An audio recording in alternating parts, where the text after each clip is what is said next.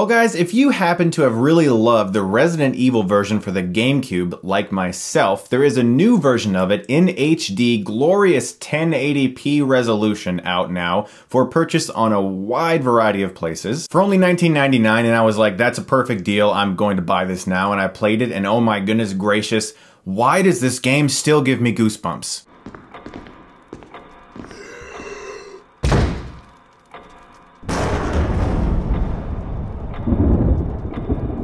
I'm a huge Resident Evil fan. I've loved almost all of the games, not quite all of them. Some of the newer ones weren't that great. That being said, I did really enjoy Resident Evil Revelations, and I of course love Resident Evil 4, and I even liked Resident Evil 0. For goodness sakes, I have a Resident Evil 2 magnet on my fridge. Yeah, I'm that guy. So playing this new version in wondrous 1080p HD was a marvelous experience for me as a huge fan. I love the changes they made as well, because there are some basic changes made to the gameplay. Nothing too big, just little tiny things that actually enhance the experience in a very positive way. Now, in case you're one of the few people who never had the chance to play the original Resident Evil game, in this game you can choose between playing as Chris, who I never play as despite the fact that he has my name. I always play as Jill Valentine. You are in a mansion, a very deserted, creepy-ass mansion, and an outbreak has occurred, and you have to investigate why this outbreak has taken place. This is not just a game in which zombies burst out of doors and you blow off their heads. This is a puzzle game. This is a stealth game.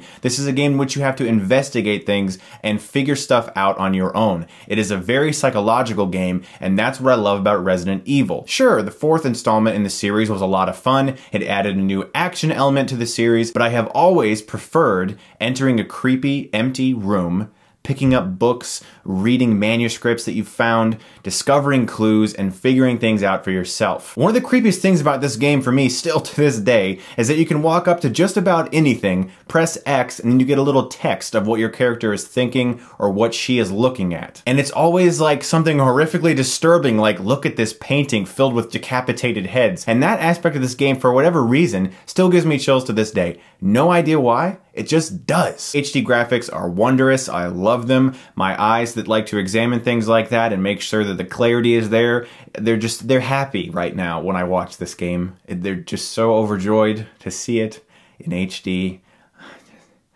Resident Evil in HD. It's such a wonderful thing. And there are some new things to this game. For one, there's a new added control scheme that you can choose to have, or you can play in its original form, in which you use the control stick and you are always running. You don't have to make your character run. You move left and right with the control stick and you're always running, and you can continuously keep it moving in the same direction as you change angles, unlike in the original. There is a widescreen mode in this game in which they have incorporated very minute pan and scan, which may annoy some people, and if it does, you can choose to play it in the original 4:3 aspect ratio, so that's awesome. I love that about this game. They're not forcing you to play it in the 16:9. If you want to play it in the original, you can. If you have never had the chance to play the original Resident Evil, this is the best option you have for the best graphics, for the best HD experience, and for the best control scheme. It's only $20. It's on a ton of different platforms right now. I strongly suggest downloading it. I had a great time with Resident Evil HD, and since I'm such a huge fan of this game,